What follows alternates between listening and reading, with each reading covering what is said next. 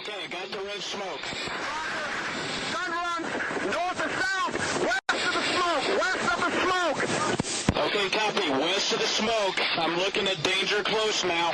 Come on with it, baby. Give it to me. I need it. You're cleared hot. Copy, cleared hot. I take no responsibility for these questions because they come from the internet. So Fridays I do simple Q&A, but sometimes we have very special guests like yourself. No, thank you. Okay. One of the first questions was about Lyme disease, which Yes. I'm going to reference to people come and listen to the podcast on Monday, because you actually talked quite a bit about how you got it, how much it fucked you up, and then what you are doing to manage get it. over it. So, yeah. Let's see here. All right. Let's start with question 1 from Rory Singer, SDG black There you belt, go. also UFC fighter, also taller than you. How will you know, how and when will you know it is time to retire? Oh, that's a lot. I thought he was going to ask something a little bit sillier. He's a silly goose. He is, yeah.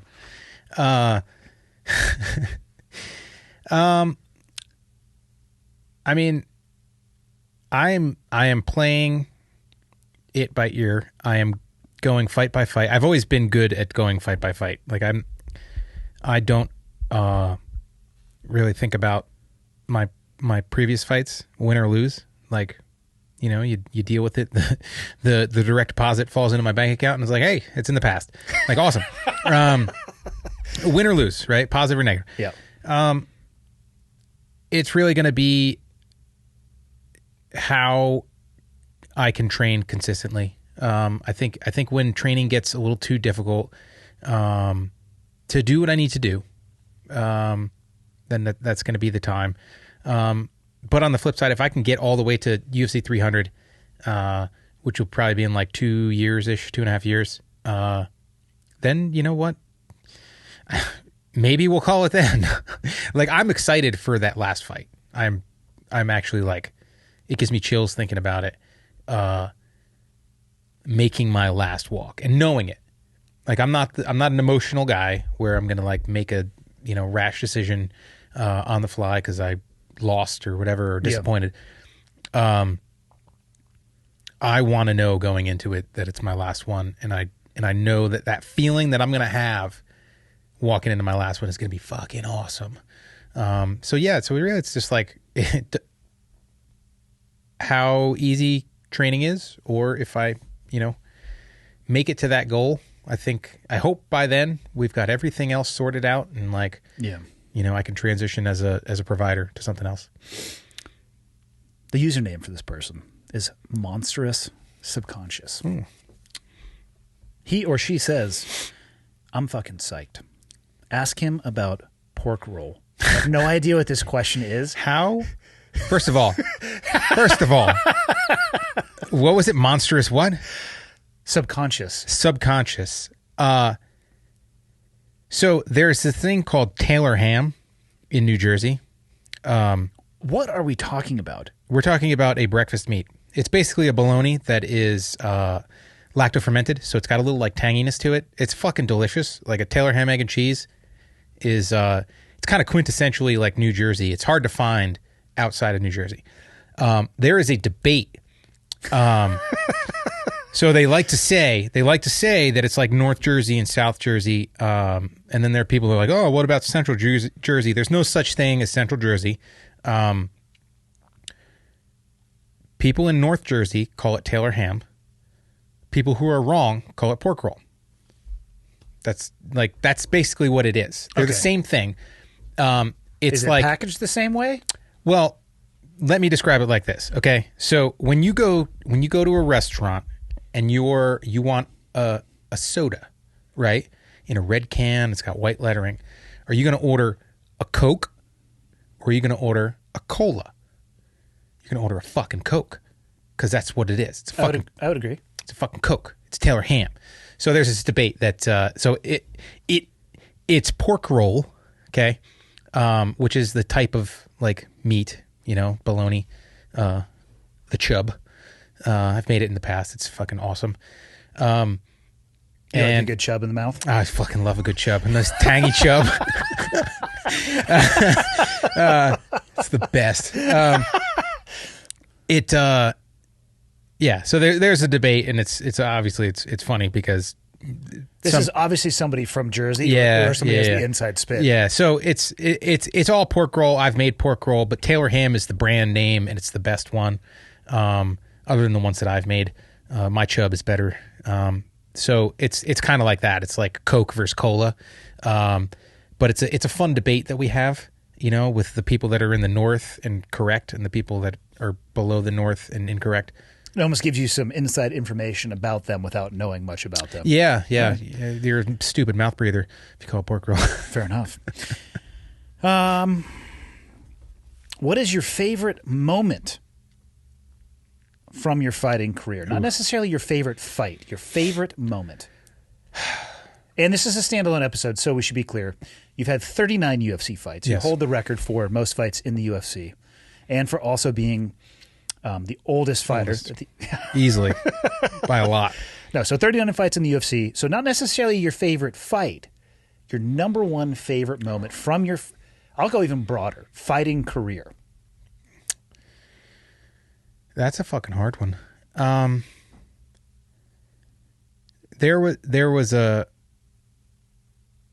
a moment, like after my first fight with Joe Lozon, where like initially I kind of laid on him for a second, which I feel bad about, and then I stood up, and like the fucking roar of the crowd was deafening, and it was amazing. Like I could still hear it, That was fucking awesome. Yeah, like fighting on the same card with my brother, the same UFC card. We did that twice. That was like crazy and cool. That's a lot of Miller. Yeah. Like we were, I think, the only brothers to ever both win on the same night. And then we did it again, and we fought back to back on the main card, which was insane. And like didn't go as well. We were 1-1 that night, but yeah, like sharing it with Dan was pretty epic. And then having my kids there was fucking awesome too. Like sharing it with them. I don't know. That's really hard because there's another one. Walking out for my fight against Clay Guida. I don't know what it was. Like, here's a guy that I've been a fan of, cool with, super awesome dude, could have fought years ago, finally get our opportunity to fight. I was so like excited to fight him. Like, because I think it was because they were talking about in his lead up, they were talking about like retirement, and he's like, he can talk about it all he wants, but I'm not retiring anytime soon. So then maybe I had that in my brain, and like I had chills, and like I was borderline like emotional, but not in like an angry way. Mm-hmm. Like I almost had tears in my eyes. I don't know. It was for whatever fucking reason, but it was pretty awesome. There have been a few that were really special. What was the hardest part about pursuing fighting as a career for you that most people wouldn't really consider or would likely overlook, and how did you get past that? I mean, the hardest part is like the uncertainty, right? We get a couple opportunities a year to fight, to make money. And it's a hell of a way to pay the bills. Because there have been plenty of fights where I was super banged up, and you're questioning yourself, like, is it worth it? Is it worth it to make it to the fight and, to get paid? Am I going to be able to win so that I can make twice as much money? Is it always like that? Do you always get... There are certain levels. Okay. Of majority of us, it's the same amount to show and to win. Once you get beyond a certain point, they kind of switch it up a little bit. Okay. A piece of advice for someone about to do their first MMA fight? Have fun. Like, don't worry about what anybody's going to say or what anybody's going to think. You're doing it for you. Like I fight for me. I appreciate the fans. I fucking love it. I love hearing the roar of the fans. But I literally fight for myself. And like, you run through a lot of emotions. What if this, what if that, guys that are at my level and like beyond, they don't give a shit if you have a hiccup and hey man, everybody gets knocked out. Like, it happens. Is it embarrassing? Only if you let it be. Like, shit happens. You're in a fist fight. Yeah. So don't worry about what anybody else is saying or thinking, and just go in there to have fun and do it because you want to do it. Not because like, hey, I'm going to be able to tell the guys at the bar or, the kids that I went to high school with are going to think I'm cooler. Like, nobody fucking cares. I feel like it would be hard to have fun at the same time taking it as seriously as you do. Like, I'll ride dirt bikes. That's fun. But I'm out there. It's like, this is a hobby, right? Or snowboarding. Fun. If they're like, hey, you have 3 runs this year on this snowboard, and you either do really well and you're going to get paid, or you fucking go into the trees and we life flight you out, it would be hard to have fun. I think, have you found it to be easier to have fun later in your career than earlier on when you were trying to establish yourself and build into it? It depends on what you consider fun. Making another person submit is super fun. Like, for some people, it actually says quite a lot about you, Jim. Yeah, I'm not judging at all. When I'm gonna get close to the microphone. When you see somebody quit on the stool in between rounds, it's like there's sex and then there's that, and they're like, Can you just tell when they're ready to emotionally throw the towel in? Sometimes, yeah. When you see somebody break, it's like, I don't consider myself an egotistical guy, but when you see that, it's like, fuck yeah. But do they break and then stand up and come back in, and you just know how it's going to go? Yeah. Sometimes it's like you know that you can see it. You know that the end is coming soon, and they're looking for a way out, and you're there to show them. Fair. Changing topics. What is both of ours go-to hunting snack? Ooh. What's your favorite out in the woods? I have actually different ones depending on the terrain. Like mountainous, I like gorp. Yeah. Which is like your favorite thing in your mouth, salami, and then like cheeses. Taylor ham. It kind of shifts on my activities. It's in your hunting backpack. What's your go-to? I have one that I have in every hunting backpack, and it's fucking good. I'd have to say probably, like, most often it's like Cliff Bars or something, or it's risky. It's risky to do it because they're very fragile, and I don't like admitting it because it's not a food on the list that I normally eat. But a Pop-Tart, like, nobody wants a crumbly Pop-Tart though. It I know, completely changes the experience, and emotionally for me that changes the taste. Like, but when you're like planning for a backpacking trip or something like that, man, like, they are super calorically dense. So like, you gotta feed it as much as you can. But I don't usually feel good after I eat them. But so my go-to is peanut butter and honey with crumbled up bacon. So sounds delicious. Oh, it's unbelievably good. You've made it right when the honey is seeping through the bread. But it takes prep. So you mix, you got to cook the bacon, obviously. Don't go like this bourgeois class fucking pre-made bacon. Leave that for the others. You get some bacon, cut it up in small pieces, combine the honey and butter and put it all in, and you whip it before. Because I've experimented with almost every version of this, like peanut butter, honey, pieces of bacon. Yeah. No, doesn't do it. You got to homogenize it. But you need enough honey so that when you... And of course, you make a mound in the center, and then you seal the outside edge, like, and it's perfect, uncrustable. Correct. Yeah, and it's perfect when a few hours into your day, and of course, this is not a one and done. There's multiple of these in my backpack because there's so much fucking sugar in this. Once you eat it, you have to stay on the carb train. That it's soaking through the bread. So the bread, you can tell, looks wet, but it's just the honey waiting for you. That is my number one. Sounds delicious. It's good, and I've actually got Dudley enjoys it as well. There's a couple pictures of us just mowing these things down on the back of the black truck.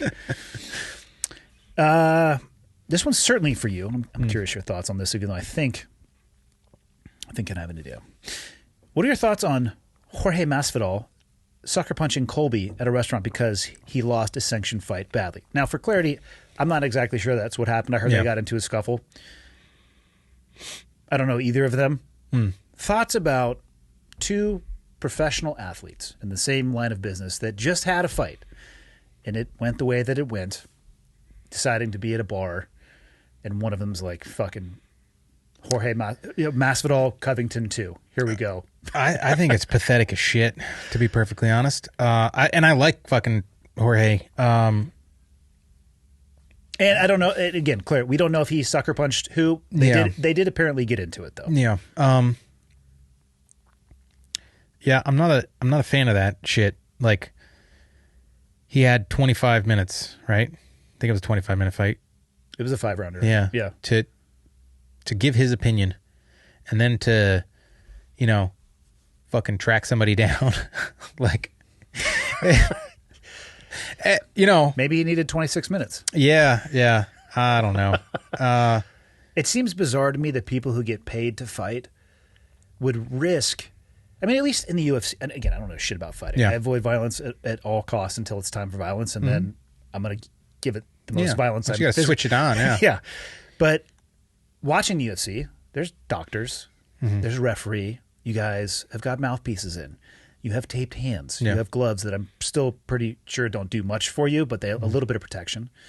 There's medical staff on site. And also, you're getting paid. Yeah.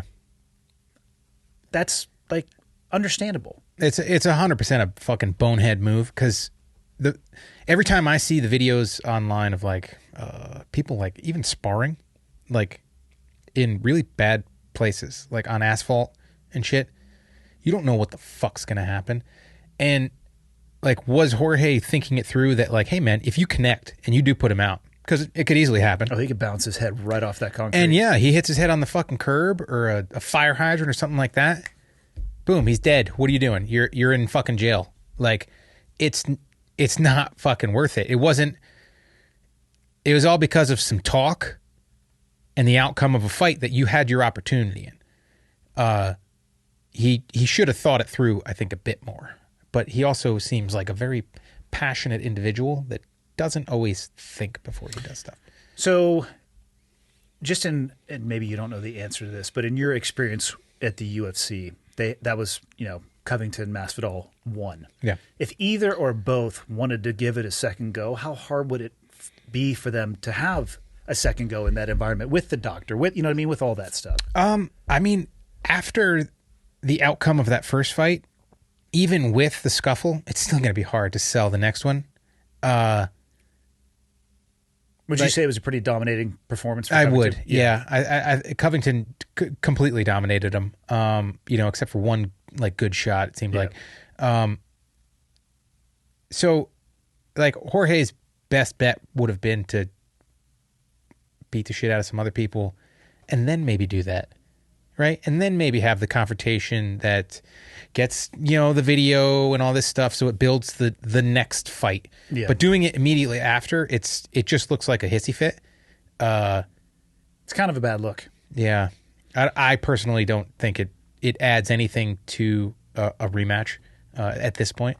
If that's what his goal was, I don't know.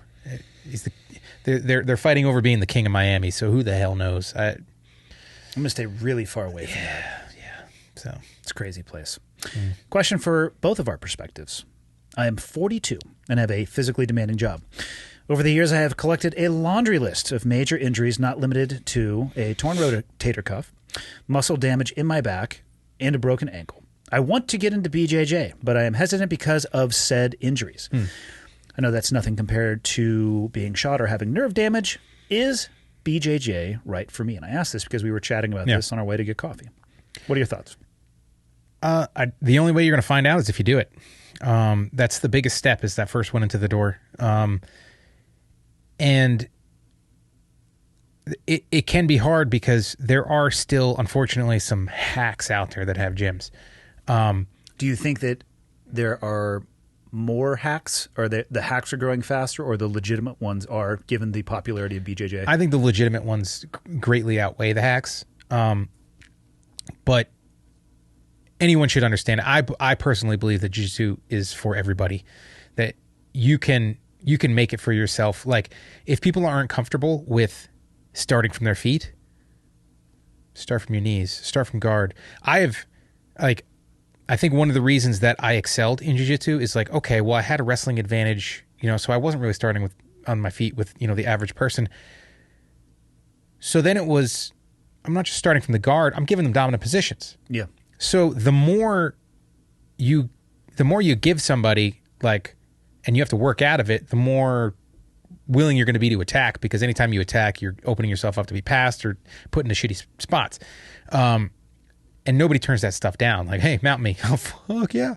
No, I really don't want to. Yeah. Take my back. No, I won't do that. But never to you, sir. It's okay. It's okay to tap early. It's okay to start from other positions.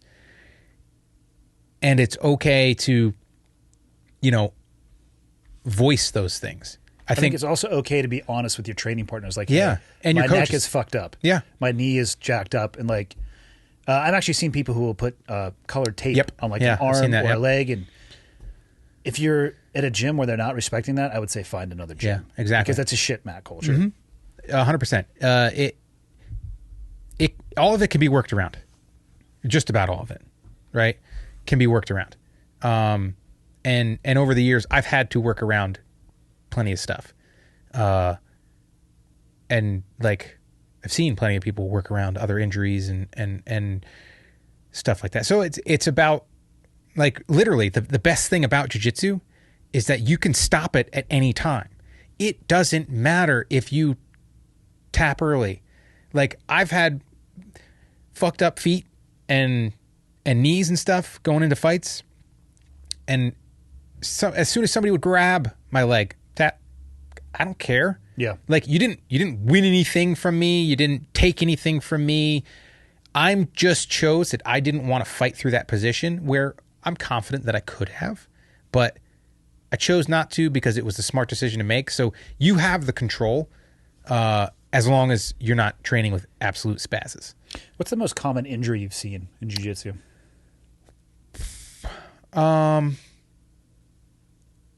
I mean, it would probably be like elbows and knees, popped elbows, and unfortunately, like knees. Knees are fucking bad. You see it from either. Are you talking about like torque or like knee bar? I think a lot of the injuries come from either wrestling or leg locks. So it's a lot of like ACLs and shit like that. As a gym owner, that's what I saw the most. I heard one of those go about a year ago, and it was slightly nauseating. Yeah, it's bad. Yeah, I actually did it when I was wrestling in college. I picked one of my training partners up, and I brought him down, and he posted his leg out, and it went, and it was like crack. I'm like, oh shit. Yeah. Yeah. So I mean, when it comes to working around the injuries, you have plenty of options, because it's your ego that's going to make you fight through something or not. You can always restart. What's the worst injury you've seen in jiu-jitsu? In jiu-jitsu? I'm assuming it was probably accidental, but there's some pretty juicy ones. I mean, probably a knee. Yeah. One of my buddies was training, and he was put in a lockdown. And it's a bullshit wrestler move, just so you know. It's not a wrestler move. Yeah, it is. Lockdown? The guy who did it to me told it was. Oh, yeah. Then I learned how to get out of it. So fuck you guys. Yeah. Yeah. And he went through, he turned his leg the wrong way, and it was like, bang. Oh, and he got fucked up good. Yeah, that's going to be a good 6 to 12 months off the mat. Yeah. That's rough. Thoughts on Buchecha? Is he the best in the world? I know a little bit about who he is. He's a large man. Yeah. I don't know. I mean, Who's at the apex of the jiu-jitsu world in your mind? Which is not really the world you live in. It's a part of what you do. yeah. I don't follow it too deeply. My world is focused more on MMA. I hear Hodger Gracie a lot. Oh, Hodger is fucking. He's another animal. It's who I believe he did 2 rounds bouts against Bishesh. I think they went 1-1. Yeah. So there you go. 50% of the time, Bishesh is the best. Yeah. I mean, like Gordon is like we're talking like gi, but like no gi. I mean, Gordon is like he seems to be on just an absolutely different level. Yeah. I don't know. Are we talking pound for pound too? Like there's so many things that go into that. There's so many good guys and gals out there. So fair. How to approach a new gym having never done BJJ. Attitude to have, expectations to have, things to look for. And you owned a gym for 7 years. 7 years, so you're in a good place to answer this. What would you recommend? Approach, attitude, expectations. Attitude is throw the ego out the door, just like one of the previous questions. Super easy to do, especially for adult males. Yeah, like it is your goal is to get better, not to win in training. So be comfortable giving up sometimes. It's okay because it will prolong your training career. If you are willing to, sometimes you have to test yourself. Sometimes you have to, grit down and fight through some stuff. Like with chokes, I'm usually not that concerned. Like I'll fight through. Worst case on a choke, you go to sleep for a bit. And then maybe you pee in your pants a little bit. But worst case on a joint lock, different story. Exactly. So, have the attitude that you're there to learn, and not win. Questions. Any warning signs, red flags that you would alert people to?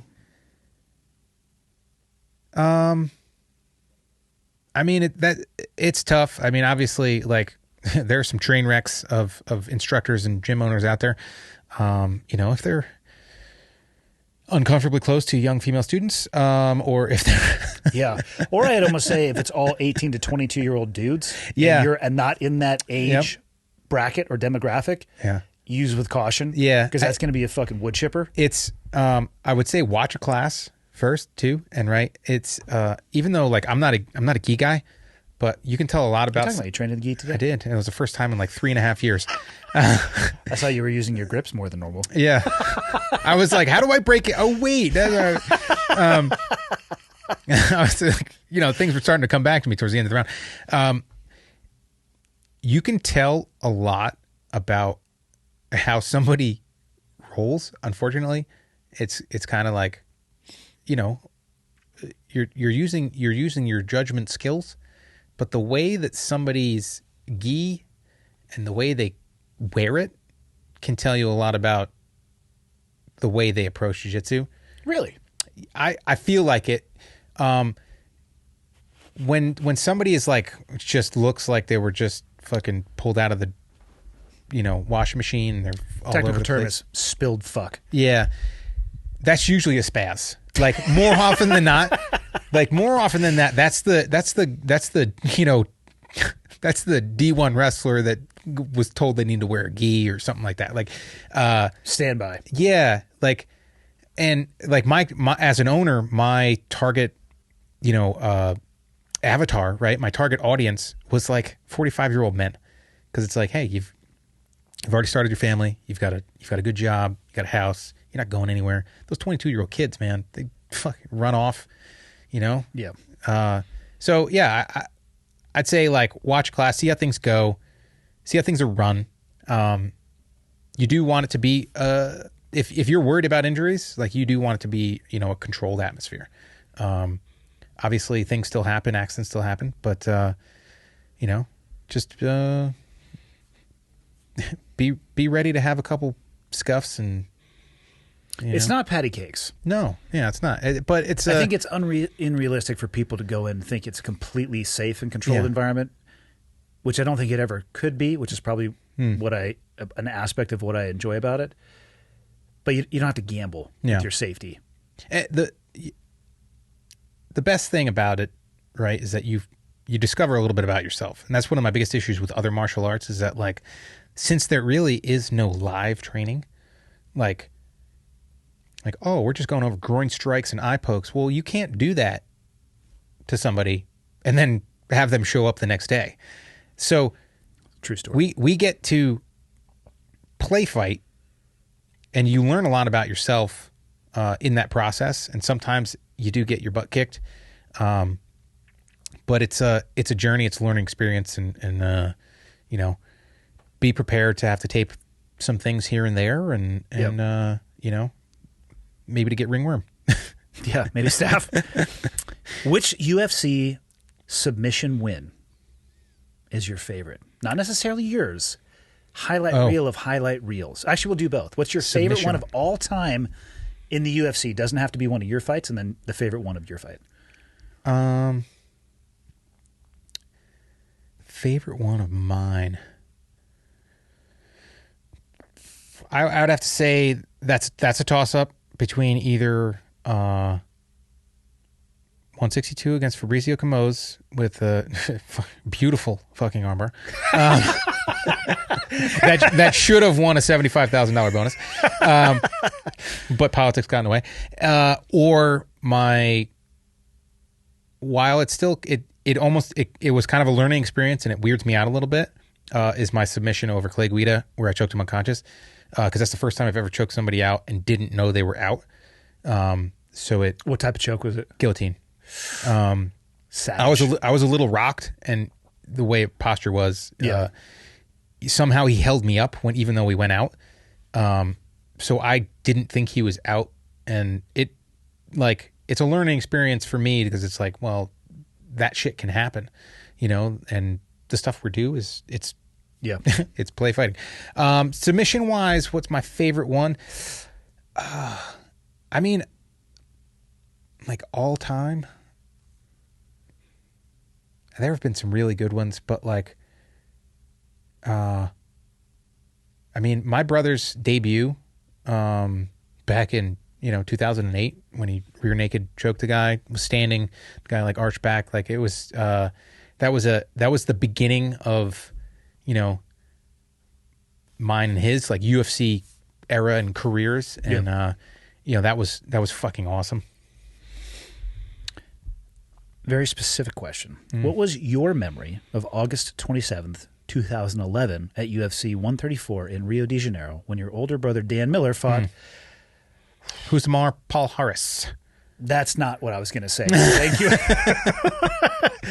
Thank you for correcting me on that before I even said it, because I was about to Toquinho. I was about to murder the fuck out of that name. Tree stump. Yeah.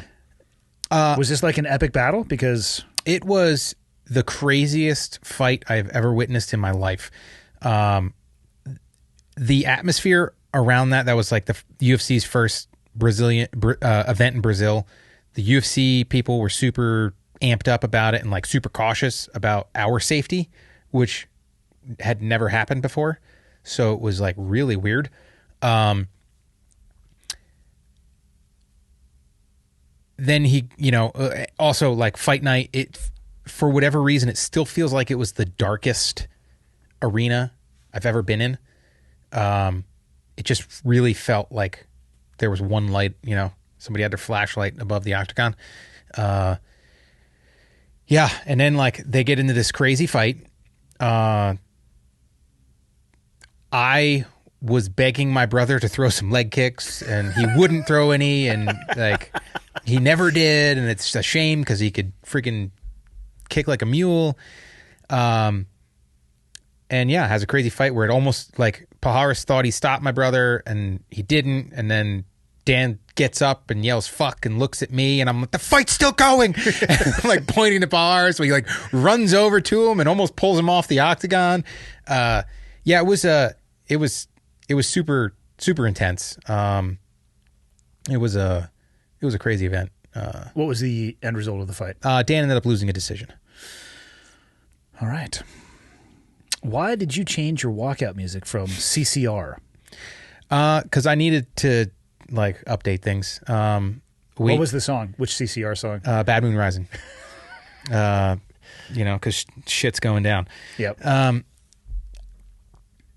We talked about it on the podcast. I used to get really amped up, and I kind of felt like I needed to, that song was kind of helping me get amped up, and I needed to kind of control myself. So I, the walkout is for me. I'm sorry, it's not for you guys. Like, this is not How like, dare you? Yeah, it's not WWE where it's like a branding thing. Like, this is not my song. It's a song that I love. So like today, like things that mean more to me are walking out to songs that mean something to someone else, like that I care about. Like when my kids were there, they love Don't Mess Around with Jim, even though he gets his ass kicked. So I came out to Don't Mess Around with Jim when they were there. Finished the guy in the first round. My wife loves Queen, so I walked out to Queen when I fought Clay Guida. Finished him in the first round. My strength and conditioning coach, every time, like he moved away, he was out of my corner for years. COVID hit, he's able to come back because I needed somebody else in my corner, and every time we would lift, if there was a Kiss song on, I would PR. So I came out to I Was Made for Loving You by Kiss, and my opponent didn't seem to take it very well. He was smirking at me. Finished him in the first round. So actually, I'm hoping that Dudley comes to a fight one day, because I'm going to come out to Night Moves, and I'm going to be fucking fired the fuck up. We have to make this happen. Yeah. All right. Fair enough. Last question. How long would Andy have to train to submit you? As long as he has. It's training. Like, it's training, and shit happens. There are good days, there are bad days. People do good things. It wouldn't be the first time that I've been submitted by a purple belt. And I have zero, like, it does not matter to me. As it shouldn't matter. Because Yeah. we're not actually opponents. We're just training partners. Yeah. Like, I want you to submit me. I want me to submit you. Why? Let's just make this happen. Like, I want my training partners to either do things that are so good, like they do them so well that I can't prevent it, or they do something that's new that I haven't seen before, so that I can learn, like, oh shit, I'm open for this, or I'm making this mistake, or holy shit, he set up this armbar perfectly. I want that. And everybody should want that. It doesn't matter. Yeah. I think it's the mark of a great coach too, is they're comfortable in aiming to develop people that can exceed what they are capable of doing. Because you have to get out of your own way to be able to do that. You do. And I mean, the thing is there are purple belts on this planet that I'd have to be half dead or 3/4 dead for them to submit me. 7/8. 7/8 probably. 9/10. Like, but almost there, yeah. Like, and like you're not a pipsqueak. You're not an average height. I am woman. an average height man. Yeah. We discussed this in the podcast where you fall into Like, this. yes, size and strength, They matter. they matter. They are a tool to use.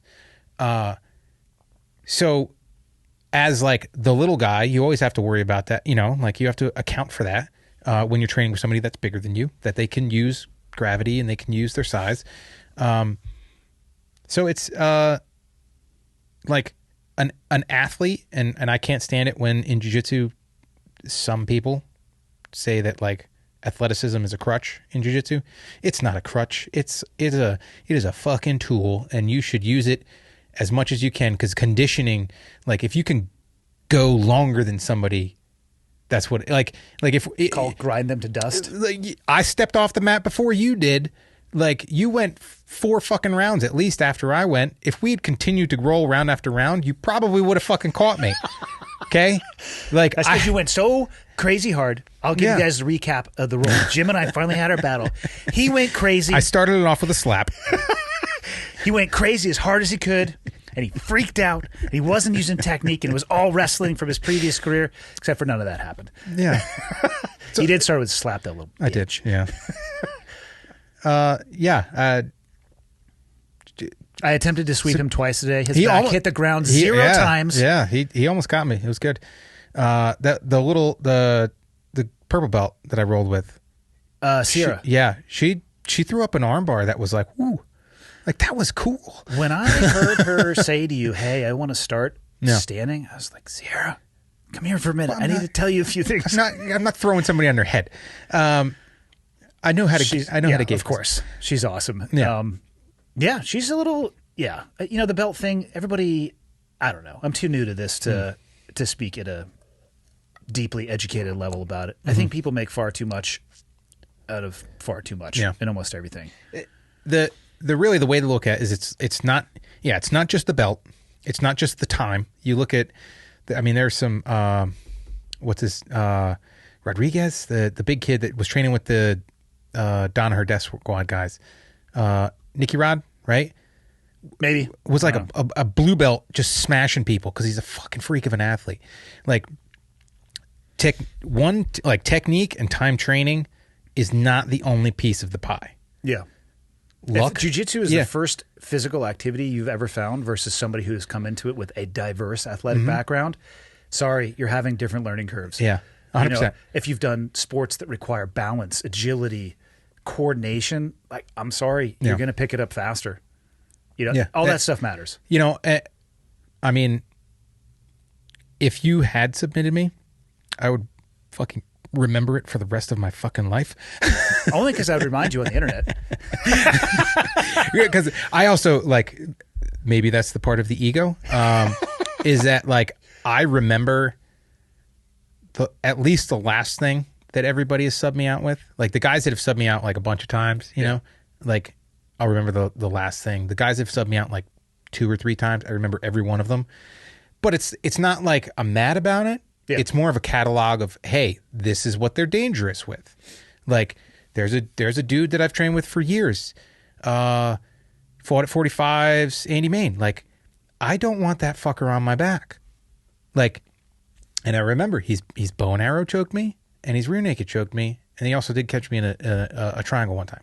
It's I remember every time that he's fucking caught me, not because it's that motherfucker, but it's okay. It's a data point. Yeah, here's this lanky dude with a good grip. I don't want his forearm underneath my throat.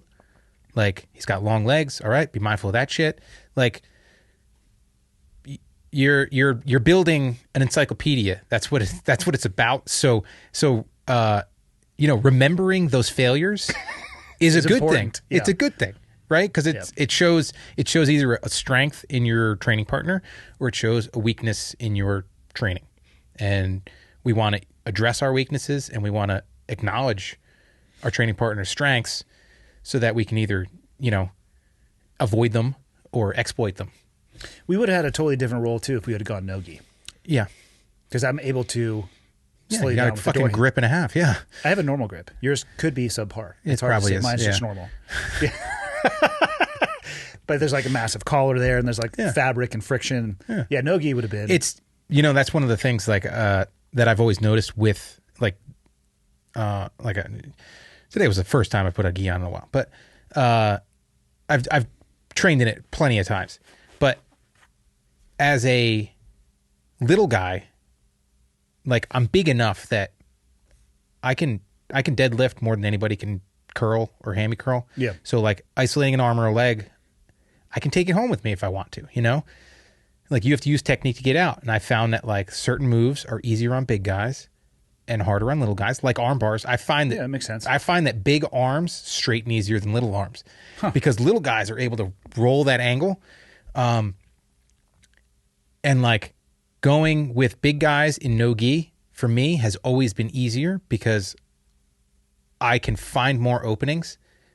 And then the little guys, since then I have to try to play the big guy game, it would always like kind of mess with me. And they could find my openings that I didn't have to worry about with the big guys.